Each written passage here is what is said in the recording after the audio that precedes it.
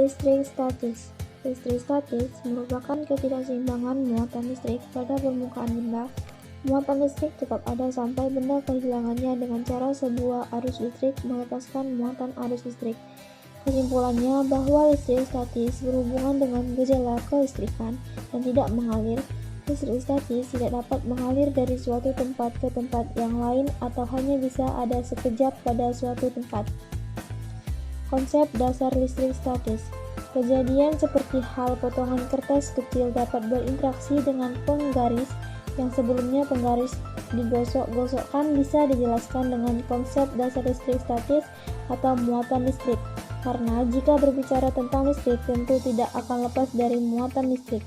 Listrik atau elektrostik membahas muatan listrik yang ada dalam keadaan situs diam atau tidak bergerak. Muatan listrik timbul sebab adanya perpindahan elektron dari suatu benda ke benda lain. Terdapat dua muatan listrik yaitu muatan positif dan negatif. Dapat dikatakan bermuatan positif apabila proton lebih banyak di bidang jumlah elektron dan begitu pula sebaliknya. Sedangkan bila benda yang tidak memiliki muatan disebut netral.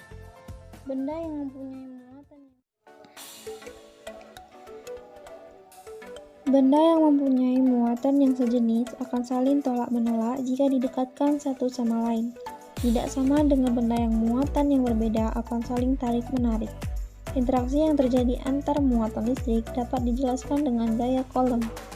Medan listrik suatu zat muatan listrik disebut memiliki medan listrik. Medan listrik merupakan daerah yang di sekitar benda yang bermuatan listrik masih bekerja. Medan listrik adalah efek yang timbul oleh muatan listrik dalam suatu benda. Cara medan listrik dari benda yang bermuatan listrik digambarkan dengan garis-garis gaya listrik. Sebuah muatan positif memiliki garis-garis gaya listrik. Sebuah muatan positif memiliki garis gaya listrik menjauhi atau keluar dari muatan tersebut. Dan sebuah muatan negatif memiliki garis gaya listrik mendekati atau masuk muatan negatif. Contoh listrik statis yaitu debu yang menempel pada layar TV. 2. Kain sutra apabila kita gosok dengan batang kaca. 3. Menggosokkan balon dengan tangan yang kering. 4. Ketika kita menyisir rambut tanpa kita sadari, terkadang rambut terbawa berdiri sendiri beriringan dengan gerakan sisir.